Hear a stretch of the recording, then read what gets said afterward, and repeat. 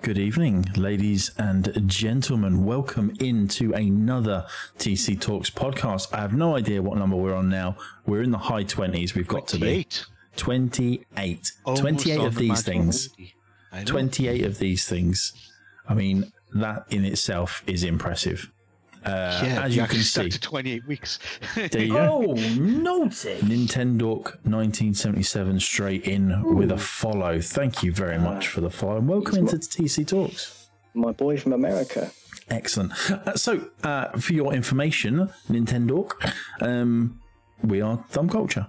We are the epitome of thumb culture right here. And Jay's obviously playing with his thumbs right there. What you're seeing on your screen now is the live recording of our TC Talks podcast. We attempt to do this once a week on a Tuesday night, and then it gets sent out into all of the podcast sphere. And on your screen, we have a few people. We also have a new face, which obviously is the reason why Nintendo has come in today. So as always, over that side of me, there is my my doppelganger. Yeah, I was going to say my brother from another mother. Yeah. We have Stu, Darth Vader 666 UK. Yeah. Welcome in, Stu. How you doing? Hello. I'm good. How you doing, Stu? I'm okay today. I'm okay. Yeah. I'm not setting the bar too high. Cool. Down there, we have the man mountain himself. How you doing, Jaymond? Not so bad, thank you. Not so bad. Good. I'm waiting for you to tell me that nickname's grinding a bit on you, but no, you can call me. I've been called much worse. Oh, I mean, I'll call you anything, sweetheart. And let me see if I can get this angle right. Down there, in that corner there, is the one and only 16-bit nostalgia. Hello. I mean, and his camera's froze, but you know we can still hear him. This isn't good. Hang on, let me see if I can. It's fine. I just thought you were like sitting really still for a while. Just so still, so super cool. There we go. He's moving now. Yeah, he was like yo for like ages, but no! I thought it was my rubbish net went again. What? We tricked him thinking everything. Yeah, everyone's like.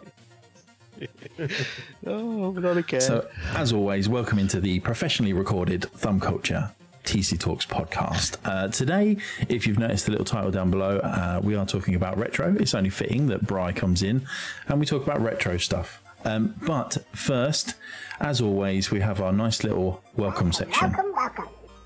So, what's everybody been up to this week? Anything good? I think we'll stick with what we did last time. Is we did one good thing and one bad thing. So let's start with Jay. Jay, this week, how are you? And tell me, what one good thing has happened to you this week? We're starting with good. Yeah, I've ordered a new TV. Right. Okay. In all of this, right, we're not allowed to mention the words Xbox or PlayStation. I've ordered a new TV for my new consoles. Damn you. You have, doesn't it land on Thursday? Yeah. By coincidence, because it wasn't actually meant to land until next week. Is it true that it's also being delivered by SpaceX? No, I can't remember who's delivering it. It's a big TV, so it's going to be interesting. And then I've got to get it up a flight of stairs and stuff. So it'll be. It's blatantly going to be Hermes. They'll just whiz it over your fence. Yeah, Hermes did deliver my first console, and hopefully they won't be delivering my second console that is due on Thursday as well. Oh, there you go. You never know. You never know. As long as they don't whiz it over your fence. Yeah, so that's the good thing. Yeah, new stuff. New stuff is always a good thing. Yeah. So kind of one bad thing. Ubisoft still owes me money. Still? Yeah. It's been at least 3 weeks. I was going to say, it was 2 weeks since we did the last one of these. Yeah. And they owed you 2 lots of money then? Yeah, so there was an issue when I pre-ordered Valhalla, Assassin's Creed Valhalla. I always get the Assassin's Creed collector's editions with the statues. I collect the statues. They took PayPal twice and attempted it on my bank card directly. The bank card one just kind of, it put it in suspense, but didn't really take the money. It just wasn't in my account for a while. So that's sorted. But I've got 2 orders effectively that they've sent me one lot of stuff for. And I want my money back, please, Ubisoft, for the other. So, I think it's 170 or 180 quid. Well, that's the thing. It's not a non-essential amount of money. It's you know. So Ubisoft, if you're watching, because you blatantly are. Where's my money? Yeah. It just reminds me of that Family Guy episode. Where's my money? Yeah, my money. Stop ducking me, man. Give me my money. Stupot, come on. Annoying. One good, one bad. I had fish and chips this evening. So which one was that? Good or bad? Good. That was good. That was right. Really good. But it could be bad later because if it's got gluten in.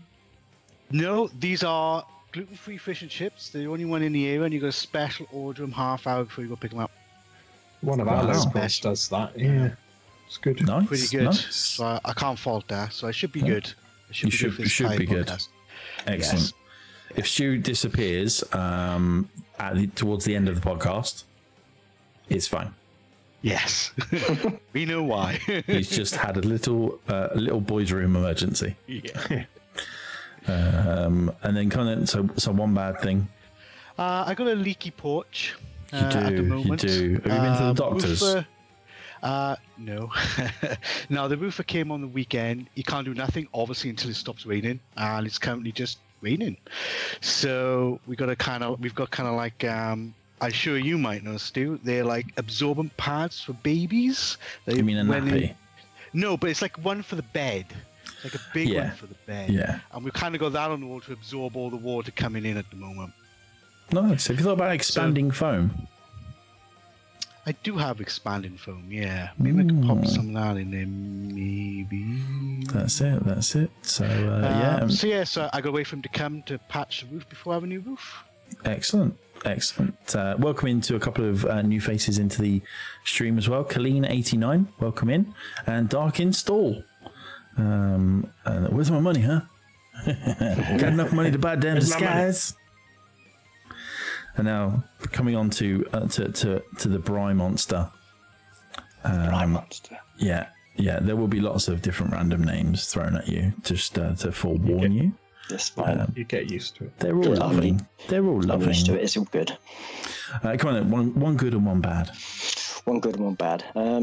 Good. I've made a bit of progress with my sort of music recording now, so I can get fully into my Viking metal journey. Excellent. Sort of recording guitar. Did my first rough cut of a song today. Happy with it. Knowing me, I'll probably go back and completely re-record it. But it's a start. Such is life. Yeah, it's a start, and I'm sort of really happy with how it turned out. If you're doing Viking metal, you should do a song about how Ubisoft still owes me money. Yeah. For a Viking game. Write the lyrics, I'll write the music. It's got to come from your Don't heart. tempt him. Give me my money. Yeah, just that over and over again. Yeah. A hit song right there. Yeah. One bad. Christmas is all a bit sort of messed up. Me and my partner were supposed to be flying out to Hungary for this Christmas. We were supposed to be flying out back in May, but with everything that went on, the flights were cancelled. And now nobody's going in and out of the country. So twice this year we were supposed to go see our family, and it's not happening. So rearranging Christmas, not flying out, which is a bit pants, really. It's a bit pap, isn't it, really? It's a bit pap. It's on the pap side of pap. The pappiest side. Yeah. So, original Sarcasmo Man Kev, welcome in, buddy. Hope you are well. So Colleen said your Viking song was sick. Thank you, Colleen. And then Nintendo has just put a load of guitars in the chat. I love it. I think sick is young people talk for very good. I think it is, yeah. Even I know that. The more C's as well is the more good as well. More gooder. Yeah. It's the most good it could be. Yeah, exactly.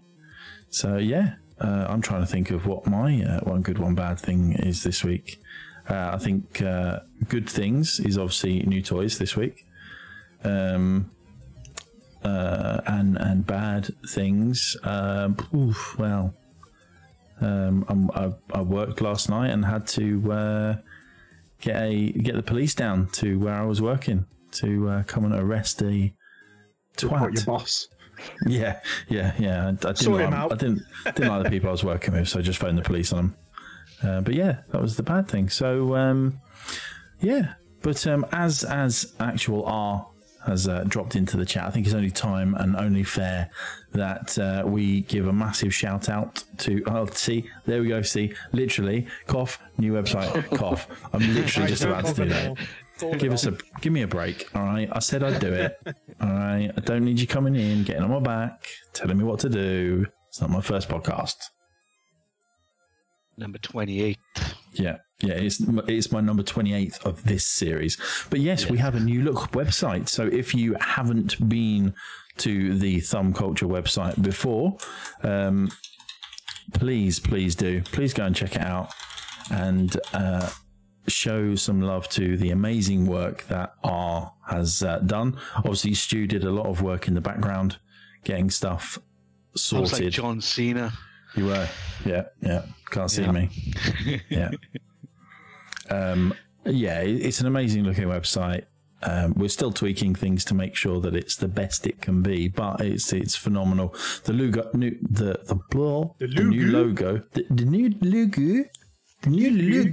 It's nice. The new logo is very nice.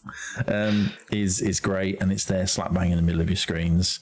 I think the podcast logos have all changed as well.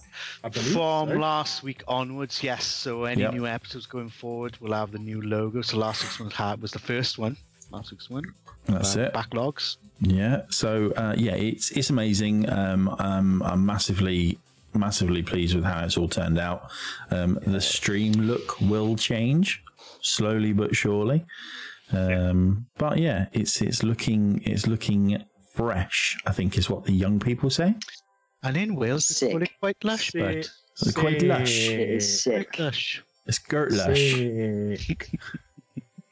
I noticed Dan snuck in the chat as well. Actual R has Corona, stop coughing. I know. She has the Ronar. The Ronar, yeah. Ronar is better than Alexa. Our Alexa. Our Alexa? Yeah. I don't think she does. I really don't think she does. But it's time. I'm going to pass it over to my doppelganger, and let's cover some news. Let's get some news. News with the stew. It was a bit of a bittersweet moment this week for Ubisoft. They announced they no longer support achievement, which was amazing news for me. That's disappointing to me. I'm the only person on the planet that doesn't want achievements, but the whole Reddit thread is about 1,000 people saying they want it back. Well, that's just one thread. So they came out with they would no longer support achievements going forward. However, Valhalla is getting achievements on PC. Yeah. Because they decided to add it in because everybody backlashed against it, basically. Do you know, I think are these Ubisoft rewards achievements, not like platinum achievements on the PlayStation stuff? As far as I can see, is stuff like I've seen on Steam is like, you've scored 6 goals in 1 minute. Well done. Yeah. So it's like Steam achievements and stuff. Yeah. I think they're the same thing. Like, I think when you unlock an achievement in a Ubisoft game, you also get the points behind the scenes. But they're no longer giving you those points. What's the point then? Sack them off. And that's all the point achievements. There's no point. So, but the Ubisoft rewards, though, you could earn points to redeem on other things, though. Yeah, on the Uplay. That's not so bad. I'll give it that. That's not so bad. At least you've got something for your You're that's rewarding it. something Yeah. in a way, yeah. Which And it's not only redeemable against stuff against that game as well. It can be redeemable about anything. There's even like a 20% off. I was going to say, yeah, it was one as about well. the same, wasn't it? Yeah. It's quite good. But yeah, so, to Xbox, once you get a certain gamer score, you get a bit of discount on the games and things like that using the reward system. So that's quite good. But we've had a whole pod about achievements. So, We have. but there you go. take Yeah, the so body and- Ubisoft is popping in achievements for Valhalla on PC. Well, there we go. That's not so bad. The BBC reported that video games good for well-being, said Oxford University. I mean, that makes a change, right? That is actually quite a nice headline for gaming for once in a while, because there's always something going on about that causing death and murder. So now No. you can go back, play GTA, pick up a prostitute, do all of that, and it's good for you. Yeah. Good for your mental health. So again, because of your accent as well, Stu, I thought you were going to say video games are good for Welsh beings for some reason. I thought they'd just written an article about how you're allowed to play video games. I mean, yeah, just Welsh. Did you we only freelance for discovered them BBC? like a week ago. They only came up the valleys like a week ago. So, you know, Yeah. new and magical. That's why you don't like consoles, because they've not come to the valleys yet. The valleys, yeah. Oh, there we go. It So makes yes, sense. so gaming is good for your well-being. There we go. I mean, we all knew that. Yeah. We all knew that anyway. Apart from if you play Rocket League with me, Stu. I know he is so not So friendly in the game. So rude. Apparently, I'm rude. What I say? I haven't played with you at that yet. Need to do that. Yeah, you need to come Rocket League's online good. with me and Nate. You know, we had our Thumb Culture Rocket League evening the other day as well. That was good fun. It's free Yeah, next next time. days as well. It is and free as well. cross-play, so you can play on whatever you Fresh. want. And yeah. But you can't chat. There's no party It's chat cool. like game chat. I know, just but yeah. Yeah. Anyway, next one. EA, good old EA, because we know they are colorblind friendly, so thumbs up to them. They're launching a FIFA spend tracking tool. Have you seen this, anyone today? I don't want to see that. No. I was concerned by the headline. I mean, so FIFA Playtime, this is what it's going to be called, gives players an overview of how much time and money they spent on FIFA 21 and abilities to set spending for Ultimate Team limits. I think this must be on a backlash of what the Dutch court Yeah, said it the other has week. to be, Wow. doesn't it? Like, it has to be, yeah. So it basically outlines how much you spend and how much you play in, basically. Yeah. So they Might do can a say, competition. "Oh, we've given you the controls to, Yeah, that's to it. protect yourself." You know. We might do a competition on Twitter. The person with like the highest paid amount gets like some FIFA points. Yeah, you should do that. But yeah, so it's coming on November the 17th, which is today. It's actually been launched today. Oh, it's actually this evening is being launched. Right. What's the website? It was called FIFA Spend Tracking Tool. Yeah, FIFA Playtime on it. Actually, FIFA Playtime. Yeah, it's called FIFA Playtime. Let's have a Actually, look. this article from Eurogamer weirdly does not have a link. What? Is that because it wasn't live when they wrote? Yes, it was. Yeah, that is. That's Okay, exactly- you've got to opt in on FIFA. So it says turn on FIFA Playtime. Opt into FIFA Playtime from the online settings tile in the customized tab on the main FIFA menu. Then head to the Playtime tile from the FIFA Online settings tile in the main menu, the Foot More menu, or the Volta Football More menu to learn about your engagement in FIFA and set weekly Feels like limits. They may So it's have not hit it that easy way. to No. get to, is it? No, not at all. Not at all. How many people are going to go and dig around for that and actually like enable it? Hold up, stop. Well, we're getting raided. Count Coggins is raiding us with no Frankenpim though this evening. I heard he's flying solo tonight. I think. Coggins has been playing a bit of Celeste. I have no idea what that is, but it sounds good. That's all right, actually. Bit of a 2D platformer, pixel art type thing. Very retro looking. Is that the one with the big Yeah. sword? No. No? Apparently What's that? that Oh, one's that's supposed to be- Transfusion. like a really good game, because it chronicles like a journey through sort of like different mental health stages. Yeah, that's right. That's yeah. It looks really interesting. It's one of those titles I've just not gotten around to, but heard so many different people sort of like speak about it in such a positive way. Yeah. And it's on our favourite service. No, it's not on Game Pass. It really is. Oh, dear. Thumb Culture are not endorsed by Game Pass. Although Xbox, if you would like us to, please get in touch. Inquiries at thumbculture.co.uk. If you want to send some spam, Stu Nightingale at thumbculture.co.uk. Thanks.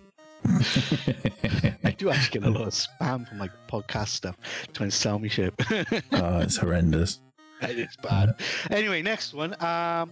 This is about the.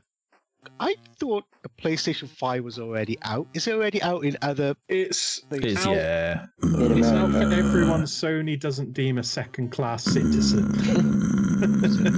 Basically, just Japan. It's out. It's out in America, Australia. Oh, right, okay. And I think it's out in. Yeah, I think it's out in the US, but like not Canada, for example. No, it's out in Canada, I think. Oh, is it? I think so. It's yeah. a really weird list of places. If you bought Black Ops Cold War on PS5, apparently people are getting the PlayStation 4 versions. Yeah, and it can lead to you needing to do a factory reset if you're not careful as well. Yeah. Same principle. Yes, there you go. Yeah, there's a whole big thing, isn't it, where they're also saying about how like people on PlayStation 5 aren't actually playing the PlayStation 5 versions of games. So what happens is if you hop on the PlayStation Store from the PS5, of course it's backwards compatible, so you can also see a load of PS4 games. And if you've bought Call of Duty, you pop onto that store, and one of the first buttons that you see is download all. So naturally, download all, that's what I want. Of course, yeah. But it's defaulting to downloading the PS4 version. And either you get the PS4 version and you're playing a, not the best version that you could be playing on your new console, or it locks up your download queue and you have to factory reset it. So there's this little ellipses, apparently, little ellipses on the screen, kind of like a mobile app would have or whatever.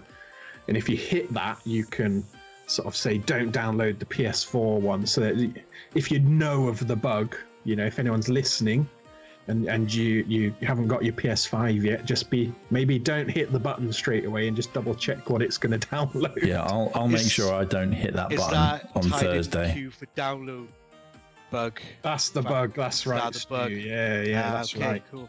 It's it's, as Coggins has just popped in the chat, it's kind of exacerbated because Activision are charging you for a patch, so it kind of.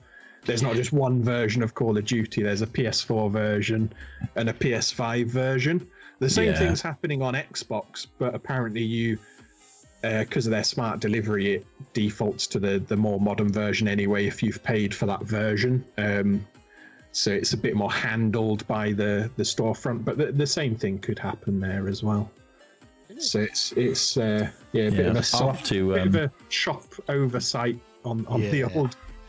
Yeah, I'll have to have a look on the store when I get on my PS5 and see what it says, because obviously I've got the cross gen bundle option, so we will see.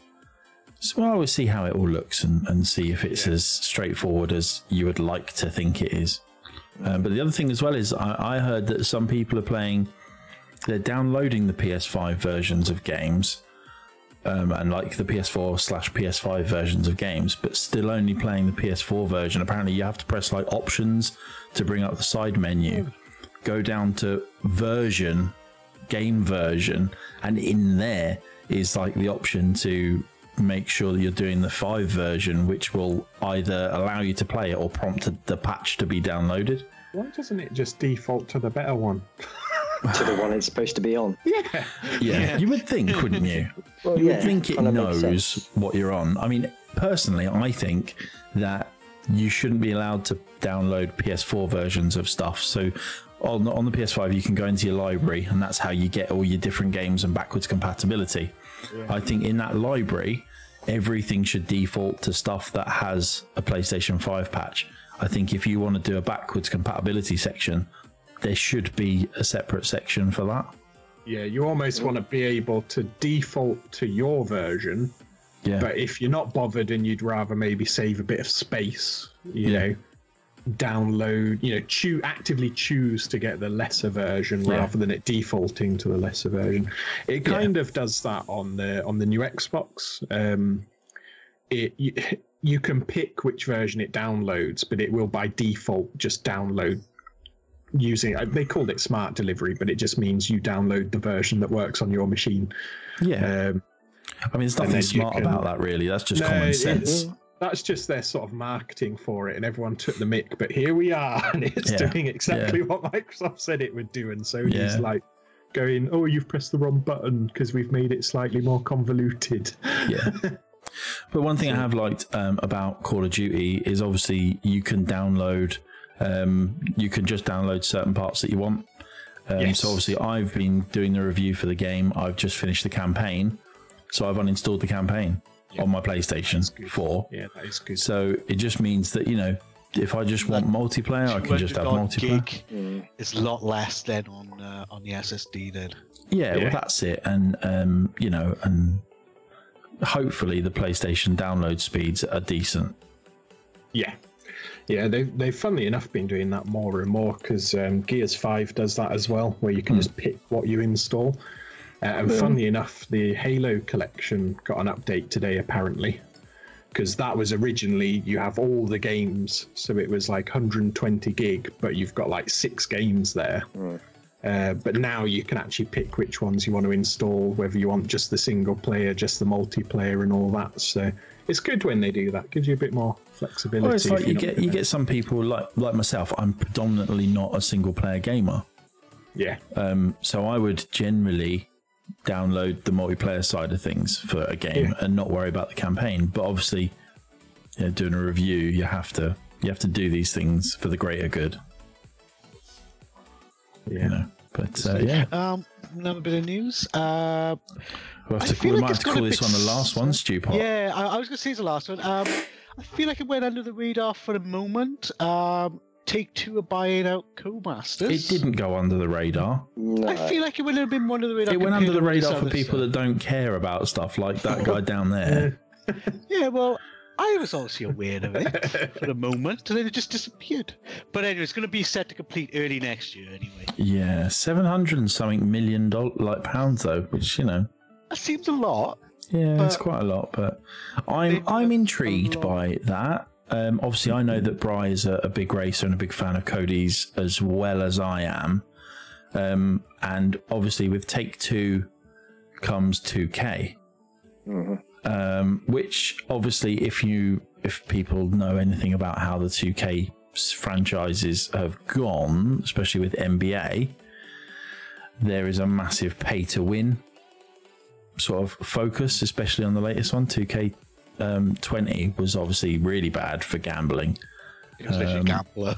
Yeah, it was a gambling game with a side hustle of basketball. So I'm intrigued to see, especially with Codemasters recently acquiring Slightly Mad Studios and Project Cars. It's going to be interesting. I kind of hope that Take-Two just kind of say, look, Codemasters, we've bought you. We're going to publish your games under the 2K banner, but do what you want. Yeah, do what you want. Kind of like what they did with HB Studios and the Golf Club kind of franchise. They just put their moniker behind it.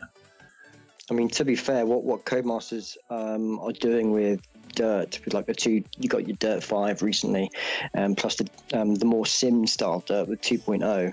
What they do with those, plus the F1 franchise, it doesn't need. I personally don't think anything sort of like anybody outside coming in to it. There's still small refinements and tweaks to make to these games, but I see a toolbox. I see a toolbox. I see a big pink blur. Yes, just try and get nice grey box. Yeah, nice grey box. But yeah, I just hope 2K don't get too involved in a product that is already well established and good. Yeah. Yeah, I mean, the positive could be is that in GTA you get real cars, rather than cars that really, really look like other cars. Because Codemasters have a lot of licenses, like there is that, licenses, which cost a lot. So maybe that's another side of why it costs a lot too. So. Yeah. But do you not remember the times where you got 3 GTAs per generation rather than 3 generations per GTA? yeah. Do you know, I think that's the one thing that's going to stand out about the PlayStation 5 reveal is the fact that the first game, the one game that they decided to show first on their new PlayStation 5 was GTA 5 Online. Which is from PS3, not even PS4, and works with back compat anyway. Yeah. The only thing with that, and then the last thing before we move on to the feature, is I don't know whether you saw any of like the ultra realistic mods that they brought that you could install on GTA on the PC. I do hope that that's kind of what we might expect when the update comes middle of next year. Whether it will be or not, it'll probably just be an increase in draw distance. So much money on the online stuff. It's almost like that's why they're not bothered, basically. They make... and obviously PlayStation will take a cut if it goes via their store. So they also want people to be playing that game. Same as Fortnite as well.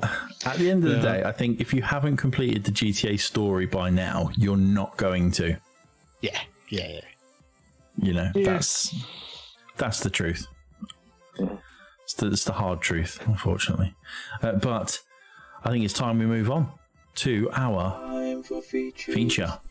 Nice little animations there coming up for your earballs. This week we're talking about retro. I mean, apt because Bry's on, but, you know, coincidence? Yes, massive coincidence. I think the first thing to do is obviously to understand what each of us think retro is. Now we'll come to Brian last because he is obviously the retro gaming corner master. Is that what you want us to call you, master? Is that okay, or daddy, or? I'll think about it. Yeah, you think about it and let me know, daddy. Let me think on that one. yeah. Don't think too long. So, Jay, when someone says to you retro, I want to know where your cutoff is. So, what systems do you class as retro? So, the joking part of me says the Xbox One's now retro, and in 2 days' time, the PS4's retro. But the more realistic side is I treat it from one generation ago, probably. Right, okay. So 360 and PS3 backwards is a broad window, but that to me is retro because it's the kind of stuff that becomes a little bit more specialist. Like you have to seek it out online rather than perhaps wandering into a big shop in town or whatever. You obviously have the nice smaller indie shops that do stock, retro stuff. But that to me is almost the cutoff. Like PS4, Xbox One, that stuff's sticking around, for another couple of years. Joking aside, it's not really retro at all, but it becomes harder and harder to get PS3, 360, and obviously the older you go, the more difficult some games can be as well. Yeah, so that's almost my definition, is where it becomes a little bit more specialist to get and perhaps a little bit more sought after by collectors as a result. Some people obviously, foresee that they're going to collect these things and buy it all up front and then hang on to it. Some people get into it at a later time and things. But yeah, that would be my definition, I think. Yeah. Okay. Stu, are we talking Ryzen 3rd generation retro for you? Is the AMD Thunderbird? No. Basically for me, and I guess it's because I've been predominantly a PC gamer since 1996. That's when I came into the PC thing. So for me, retro is your Mega Drive, your SNES, your Commodore 64, your Ataris, anything. I wouldn't even go as far as like Dreamcast is retro. I don't think. I mean, I know it is, but To me, I'm State of the art for Stu. That's too modern for like. Just for released me, in retro Newport. Yeah, I know. Yeah. So for me, my cutoff is the Mega Drive and the SNES. Like at that point. Yeah, I think I'd probably go along with that. I consider retro to be the media. The physical media. Sorry, I was just banging my kitchen. Is the actual physical media. So obviously we're still working on discs now, even though we're on like Blu-rays and things like that. I think for me, a cartridge system is probably what I would consider as retro. Now I know you've got the whole. Obviously, the Nintendo Switch uses cartridges.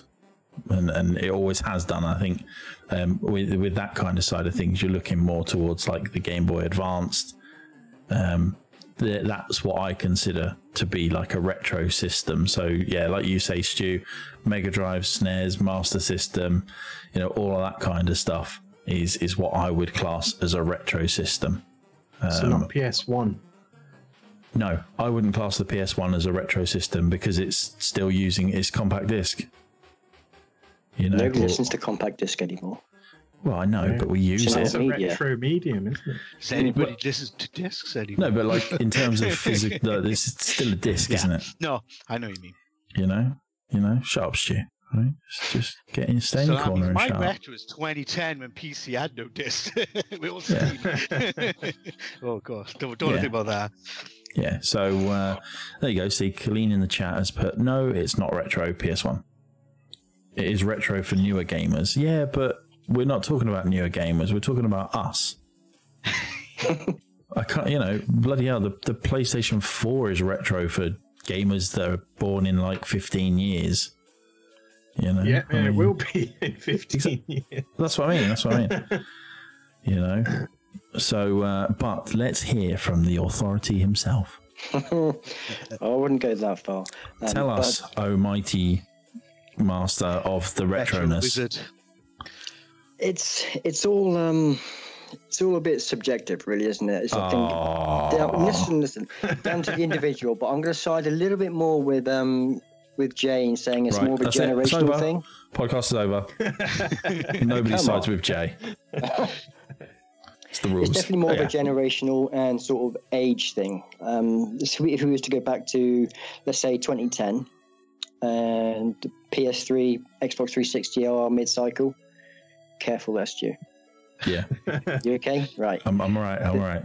They're sort of mid-cycle, and at which point we would call, or maybe not used to because it's a disc-based media, but the PS1, which was released in '94, that would have been called retro. It's sort of like 2 generations old.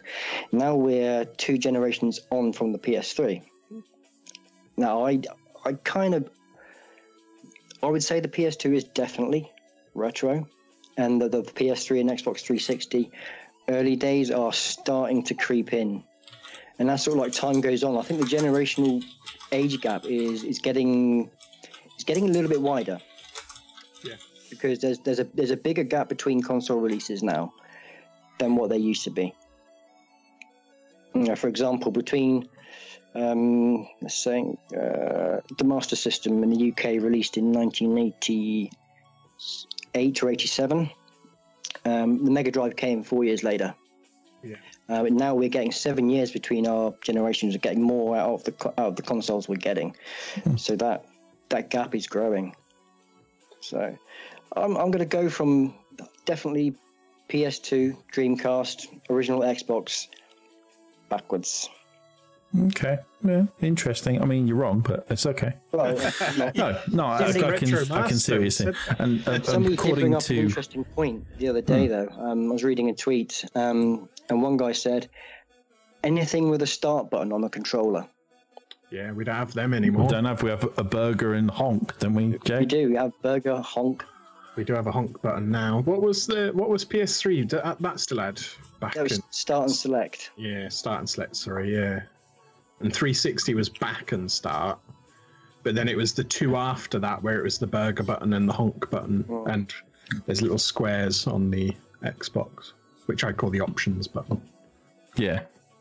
So that's got a honk button. It has got a honk button. I'm going to enjoy pressing the honk button, and every time I press it, I'm literally going to go, huh? good. Take a screenshot. Huh? Yeah. I just looked whilst you were saying about what your definition of retro was, Brian. I just had a look online to see what the online media reckons is the definition of a retro game, and it basically said anything that's 15 years old, which by what you were saying about generations, that would work out. Mm-hmm. You know, if we're working on a 7-year cycle. Retro. Yeah. World of Warcraft was retro when it launched. Yeah.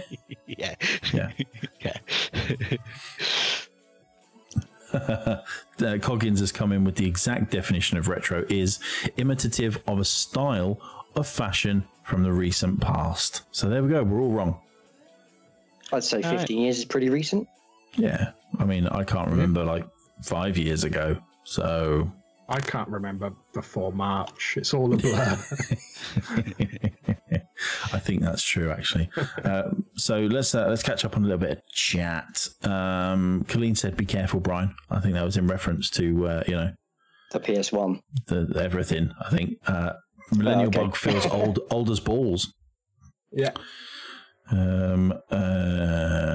Kevin has said retro is more style based in his opinion. Fair enough. And then Millennial Bug has just said, if we get a console gen that lasts 16 years, does space-time fold in on itself? Yes, it would do. It would be like Inception. Yeah. That's why they only go for every 7 years. Because it's safety. Yeah, exactly. It's for safety for the world. I mean, how do you not know these things? I thought it was common knowledge. Saying retro is more style-based is interesting, isn't it? With indie developers in particular, like we were talking about, we mentioned Celeste earlier. That's all. I think that only came out last year. I could be wrong, might have been the year before, but it's pixel art, chiptune type stuff. It's aesthetically, if you showed it to someone who doesn't know video games, they would say that's a retro game, based on the presence of it. But if somebody says retro styling, you instantly think of 8 and 16-bit. Yeah.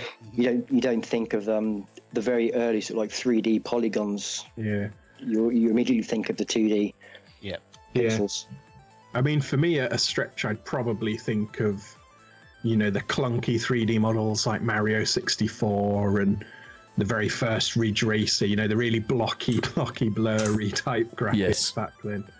That sort of sits in my mind, but it kind of goes back to your point, Bri, where you talk about 360, PS3 are potentially on the cusp. They're sort of veering into that way.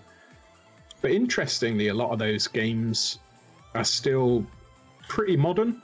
They're HD, they run at a decent frame rate. You can shove them in, on the Xbox, for example, goes back to the original Xbox even, but just recently I played an old 360 game, and because of the way it upscales it and stuff like that, it felt like a modern game. Yeah. It was strange. And that kind of makes you think, actually, it's not a retro game, is it? Because it's just running on my state-of-the-art machine with auto HDR and all this business.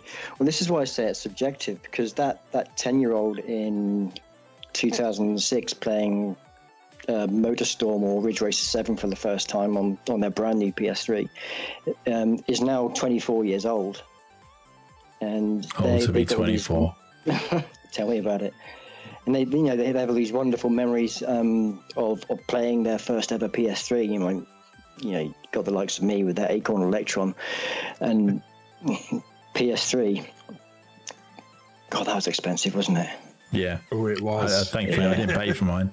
Mine was a birthday / Christmas present from my mum. I spent my rent money on mine. Yeah, we got one on. I always get everything on launch, and we got the PS3 on launch. And I was more into Sony back then because I loved the PS1, loved the PS2, and I must admit I was pretty disappointed within about a month of the PS3, thinking this cost me a lot of money. Yeah, I had a 360 really most of these games. Yeah, well, I had a 360 at the time. And thought, I'll get this PlayStation 3. So, but it wasn't enough to stop me from playing on my Xbox at the time. The only reason I stopped and then went to Sony kind of more hardcore was because I got the Red Ring of Death. Ah, okay. Yeah, because I think that's the generation that kind of switched me a bit, because I was always more PlayStation. Got the Xbox sort of afterwards. I liked it for some of the exclusives, didn't love it. But then the 360 was already out here in the UK. PS3 landed, I got that, and I was a bit like... and then I ended up buying a 360 and played that a lot more. Yeah, do you not think that was more because of the time difference between the Xbox and the PlayStation being released? Partly. Yeah, partly, because obviously 360 was out longer, it had more stuff on. Yeah. But the pad was horrible because it didn't even have Stuart's favourite Rumble in it. I know. That would have been a glorious pad. The games just didn't really impress me that much because, you know, it was all cell architecture and everything was, it's the most powerful thing ever. But then they made it so difficult to code for that really you didn't see the fruit from that until much later in the generation, where it did, you know, pick up again. Arguably, you could say it wasn't right up until the PS4 got released. That was when you saw the best out of the PS3. Yeah, it didn't even, because normally you get your peak and then people still manage to squeeze a little bit out. But PS3, I don't think we ever saw the full potential out of, because they made it a bit too complicated. Yeah. But you can go back, going back to Bry's point around retro, you can go back to the PS3 and play The Last of Us, probably the last big game on the PS3, and it looks like a modern game because it looks amazing, The Last of Us. Yeah. I think it looks worse now simply because we've had part 2, which looks even better. But that you wouldn't think of as a retro game. I know we're not quite there yet by the 15-year definition, but we're saying the PS3 is verging it's into on a retro console. Yeah. And to me, it is a retro console, don't get me wrong, because I kind of look at it as strictly the generations. But thinking of The Last of Us, GTA 5, which we were joking about earlier, Red Dead Redemption, you know, all these big games, Gears of War. Based on the visuals, you can't really justify it, can you? Yeah, it's an interesting they thought, definitely don't look like Pac-Man. It's close. Are they still supporting it? Which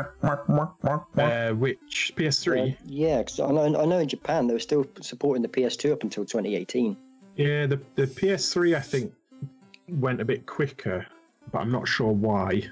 I mean, last year they released Just Dance for the Wii, so who knows? Yeah. Who knows? Ubisoft own it. Yeah. Ubisoft are still using Internet Explorer to work out what the current generation is. Still using Netscape. So it's an interesting thought with, if you think about the style of a game. Yeah. You can show someone a game made this year and they will go, oh, that's retro, because it will be pixely, and realistically, Celeste wouldn't work on a SNES because it's a much more advanced version of the classic visuals, but it evokes that era. Yeah. Last of Us is, I don't know how old Last of Us is, at least 7 years old, maybe 12. 2013? Was it 2013? So 7 years old. I wasn't sure if it's 2012 or 2013. 2014. 7 or 8. Oh, 2014, 6 years old. Yeah. Yeah, 2014. And it looks relatively modern. There are games that come out that look worse than that. Yeah. These days.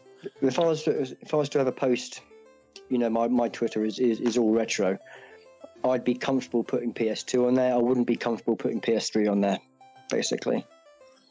I think a lot of it as well is technological advances in games as well. Like and obviously you've got like motion capture as well. That's come a long way. Like LA Noire, that was a PS3 game, wasn't it? Mm-hmm. You know, that was revolutionary in terms of, you know, that was released in 2011, but it was revolutionary in the way that it did the facial expressions and things like that, and things like that. And you never really got that kind of stuff. Didn't it? Yeah, you never really got that kind of stuff on the PS2. I'm trying to think of some good-looking PS2 games. I was just looking at late generation PS2 games. I've just grabbed an article here. FIFA 14. You've got Bully. Good game. Yep. Persona 4 or Shin Megami Tensei Persona 4, which is obviously stylized, so a bit different. The Bard's Tale, that was a pretty good looking game at the time. Manhunt 2, controversial.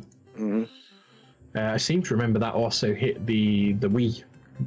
It did. Yeah. Yeah. Banned in many places, but you could physically motion murder. To garrot them. Yeah. The Godfather game, I think, did that get a remake recently? I know Mafia did. Maybe The Godfather didn't. Not recently, I don't think. Yeah. It did go on to PS3. That's possibly what I'm thinking of. Full Spectrum Warrior, that was a pretty good looking game at the time. Great game. Devil May Cry 3, that was pretty good. I don't know if that holds up because I've not seen it recently. That's had the remake treatment, well, remastered treatment as well. Yes, they did a collection, didn't they? Yeah, they're all available. A bit of a sore point, the next one for me, Splinter Cell Chaos Theory. Another game that is needs a sequel, please. God of War 2, the God of War games all looked pretty good. So there are some, there's a few more on the list, but there were some big Black ones. Was quite a good game. Do you remember Black? Black, yeah, that had some clever stuff with like depth of field and things. Yeah, it seemed a little bit ahead of PS2. I think it would have been a good sort of next generation game. Yeah, I remember. Just working on it a little bit. And towards the back end, you had Guitar Hero as well. Guitar Hero 3, I think, was still PS2. People are clamouring for a Black remaster, aren't they? Are they? Oh, it's just everywhere. If you look at like the most requested remastered game, I'm pretty sure that Black is like up there. I think it's on. I think it's on EA Play. Could be. Not sure. No, you can't say that kind of stuff. Yeah, it is. I've googled it. It's on EA Play, so I can play it on the Series X. Excellent. I can play it on my PC. Yeah. So I bet it's still like you say, it's probably still a good-looking game. Because that was pretty impressive at the time with some of the visuals in that. I don't remember much about it other than playing it, going, "Oh, this is nice." Yeah. So yeah, it's an interesting thought when you think about the visuals as defining retro. Yeah. So you'd say by Black, which was PS2, that's retro. You're going to have to tweet that out now. You're going to have to tweet out that game now. Yeah, by your own definition. I've tweeted it before. I have tweeted that before, yeah. There you go. And I think I was probably saying something along the lines, this was way ahead of its time sort of thing. Way ahead of its time, but it's retro. Yeah. Really confusing tweet like that. Yeah. Why not? A non-committal. Why not? I mean, you can put that little disclaimer on the bottom of your tweets all now. So, like obviously what I say might not be true. Yeah. So maybe that could you're an orange-faced liar. Maybe that could go on the bottom of your tweets. In capitals. Yeah. Official fact. But it's definitely an interesting argument when it comes to retro stuff, because there's obviously, as we found out, everybody's got their own opinion as to what it is. But they're all fairly valid as well. Well, this is it, and this is where the warring comes in. I'd like to query Stu's original definition. Because your definition was, if it uses a disc-based medium, you don't define it as retro. Yeah, I don't personally. No, retro to me is more sort of N64 and backwards. Yeah. So the next step from disc-based medium is all digital, like the new console you've just bought. Well, the problem is obviously. So does that mean the disc-based medium you're saying is now an old type of format? Because it's still used. It's still used. I may be going on digital, but discs are still in use. Different kind of discs. Just shut up. Okay, so let's go I'm still, a little bit further. I'm still no. 1983. I've still got a solid state disc on my inside my PlayStation. So there. Laserdisc. Laserdisc. Ooh, Disc. there you go. 1983. 1983. Yeah, So he's when it was saying I'm out, retro. 1983. Yeah, Yeah, they're wild. that's a different. That's not like Before Sega Mega Drive. That's not a traditional Before disc, the though, is NES. it? That's not a Who made traditional it? disc. Philips? No. Philips Look, CDI. I haven't lambasted you lot for what your definitions of retro are. Let me, Because ours were right. no, they weren't. But Just shut up. Anyway, it's the end of the podcast. Good night. By an element of definition, yes, I do appreciate. Yeah, discs are still used. There's no denying that. Blu-rays, HD DVDs, the actual games, even. But 5 or 6 years, is that medium still going to be about? Because it's shrinking. It doesn't really exist anymore on PC for in the 5 last 8-10 years, roughly. Look, in 5 or 6 years, when we do TC Talks episode 763, retrospective, then we can have this discussion. It's on the cusp, I think. On the cusp. It's been a long time coming. I feel it's been a little bit further behind than I thought it would have, but especially, I guess, broadband has helped it. Fiber has helped the downloads of games. I think some countries as well. Like America, you'd imagine, has the best internet in the world, but apparently it doesn't. It's got really dreadful internet, unless you're in a city. Yeah. So a lot of people, it's not an option to go digital. Yeah. It's just, I feel like consoles have been on borrowed time for a little while. It's about time they caught up with a discless world. Someone needs to put them in their place. Yeah. That's it. So fair, we've got a couple I thought with the Xbox One, I thought they were going to go down that route when now got launched. It certainly hinted at that. They wanted to take people there kicking and screaming, whereas what they've now done is slowly changed whilst no one was looking. And everyone's like, "Way!" So they definitely messaged that wrong. So as a bit of a final thought, we've got a couple of comments in the Twitch chat. So Coggins has said, if you ask most people who walk into my section of the store, they always say, why do people still buy CDs and DVDs? And it is a good point. Discs are starting to be viewed as old-fashioned because everything can be downloaded or streamed. Yeah. Which is a valid point, but obviously that's held back by broadband speeds and stuff like that. So, I know that. And you can't download and stream to a CD player in the car. Obviously, you can connect if you've got a Bluetooth CD player. Yeah, but I bet you can connect by Bluetooth to your phone. Yeah, and stream it. Yeah. See, my van doesn't.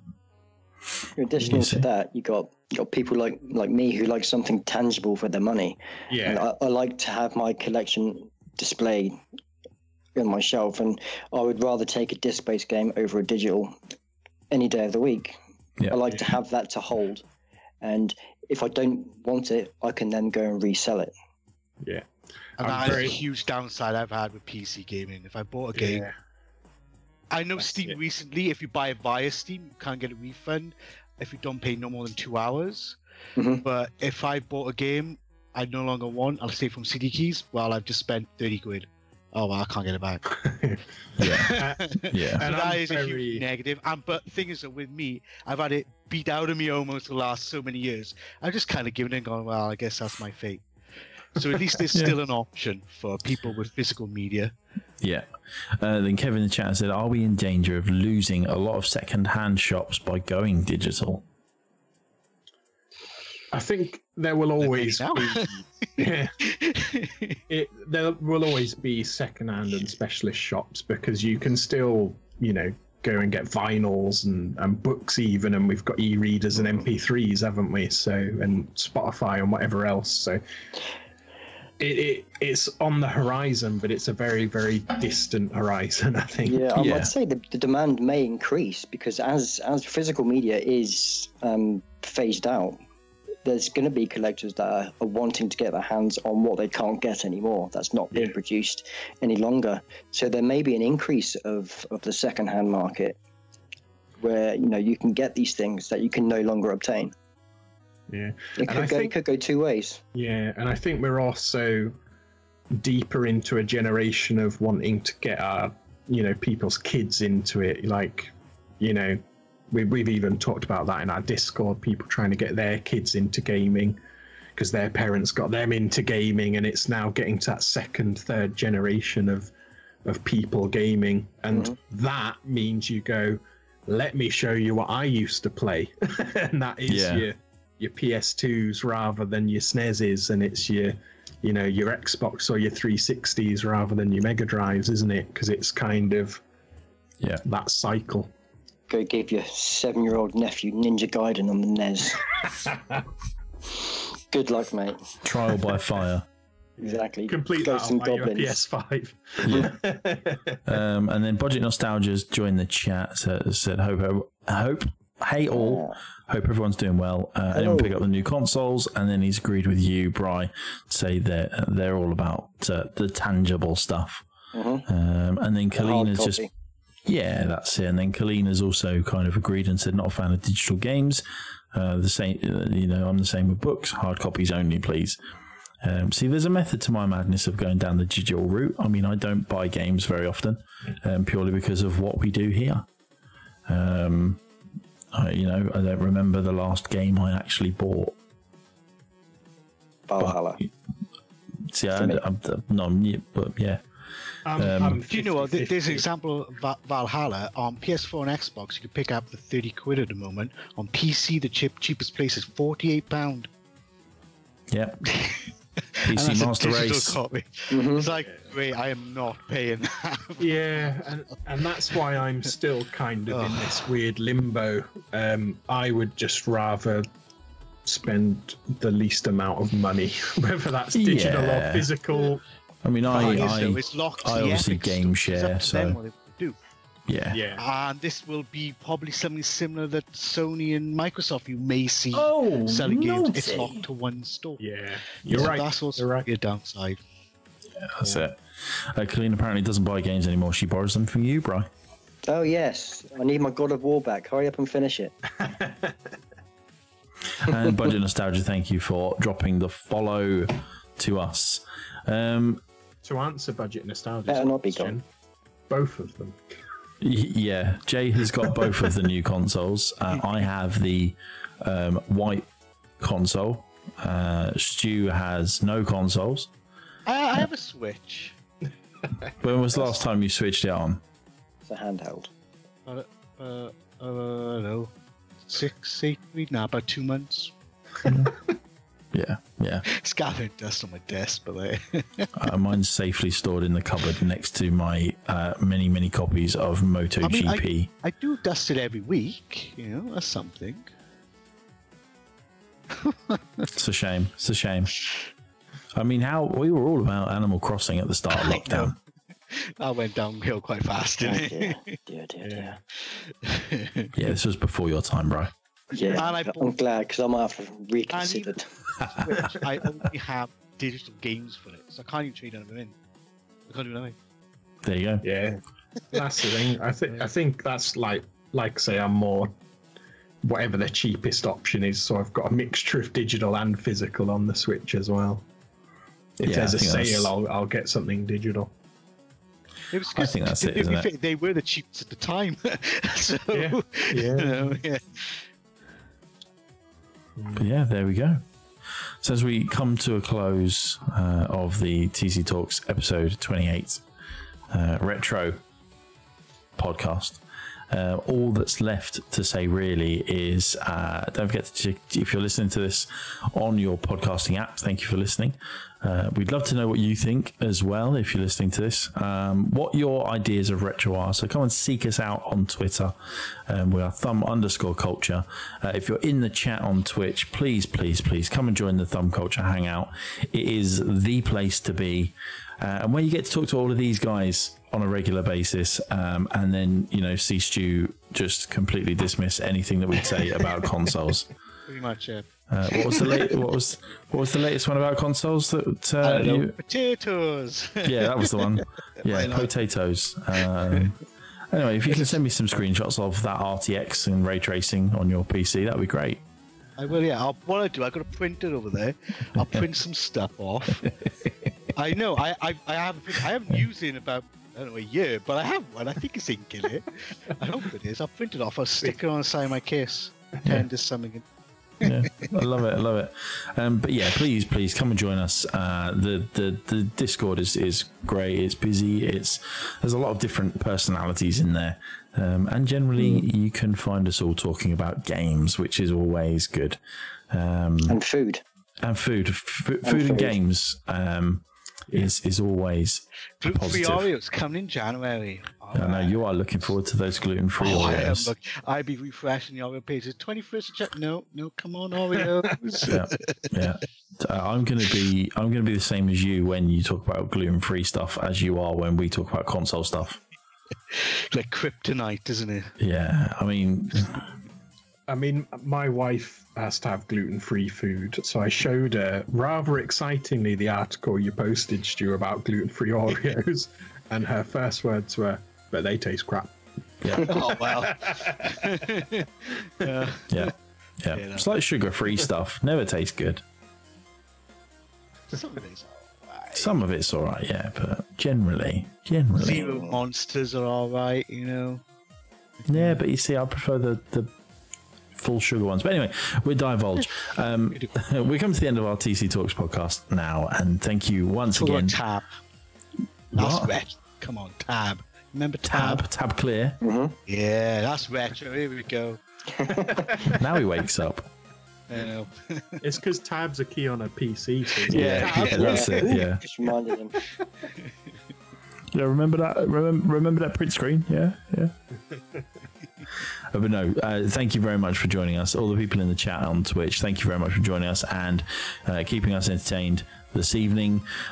We have been Thumb Culture, the gaming website. So please drop into the Discord, drop in, have a look at our website. Also, check us out on Twitter as well. That's where you can see a lot more of our content.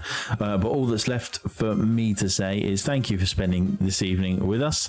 We will hopefully see you again next Tuesday when we will be talking about something that we will probably decide on Tuesday morning.